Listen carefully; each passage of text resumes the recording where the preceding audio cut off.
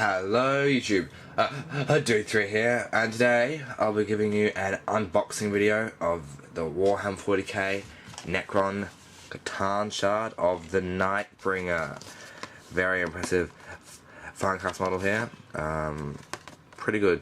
Not a lot of flash, no air bubbles, that's always a good thing.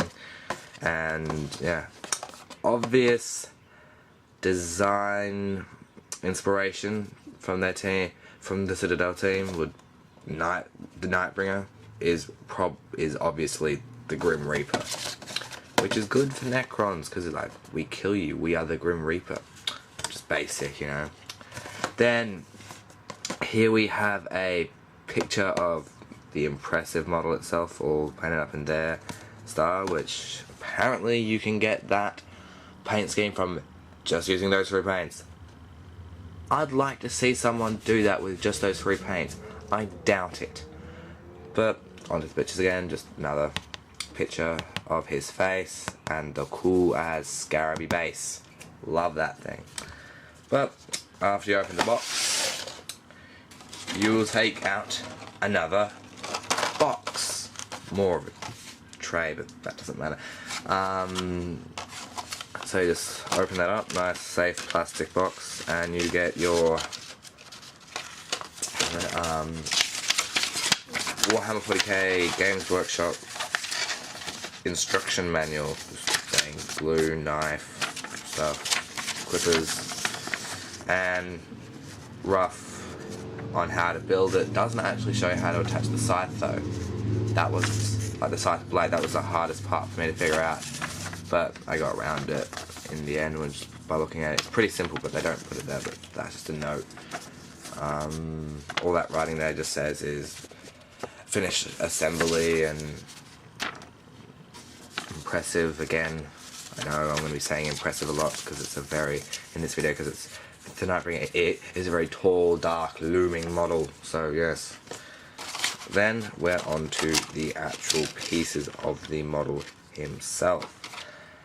And just basic base, if you've done any Lord of the Rings really, maybe some of the other armies. I think the Terminators, the Space Marine Terminators use this base, I don't know, but I know that the Lord of the Rings cavalry uses this base. So that's the base they use for the cavalry in the Lord of the Rings range. So yeah, base. There, yeah. Onto sprue 1.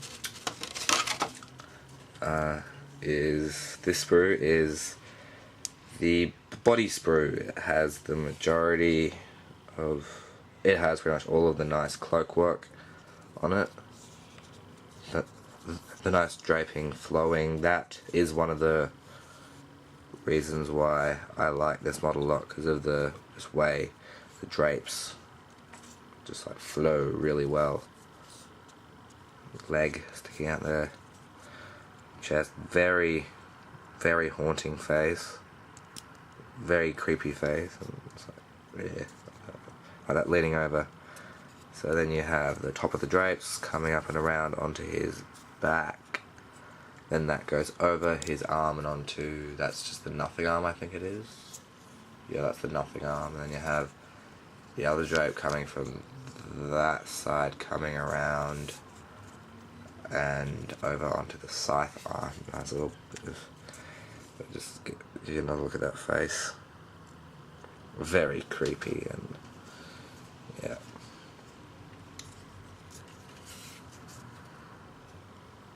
Very nice Finecast. As I said before, not a whole lot of flash, just a little bit here and there, but apart from that, pretty good condition. With a little sticky rubberiness was down there when I got it, but I got rid of that first.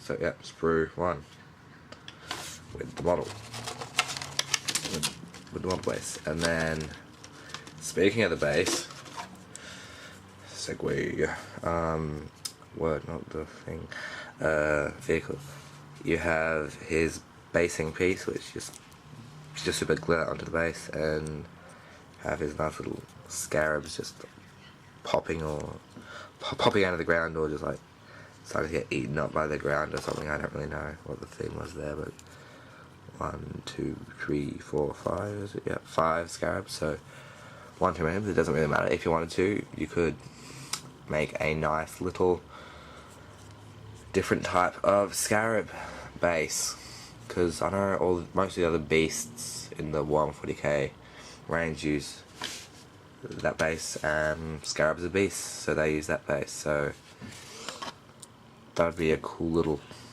thing. But at 62 Australian dollars, that's a bit much.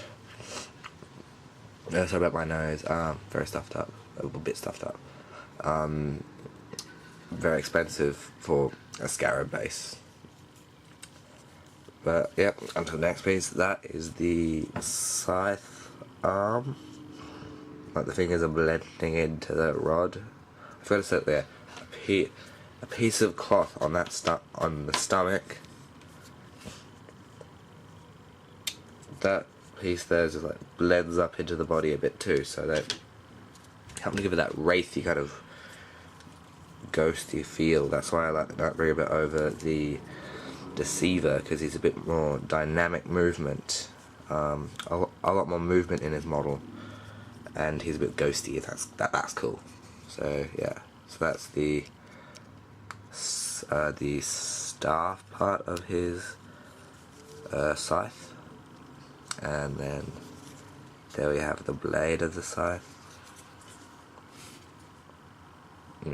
Yes, sorry about that. And then there you have his other arm, again, fingers blending into cloth. Yeah. So, that's it. I hope you enjoyed my unboxing of the Necron C'tan shard of the Nightbringer. That's all. Dude 3 out.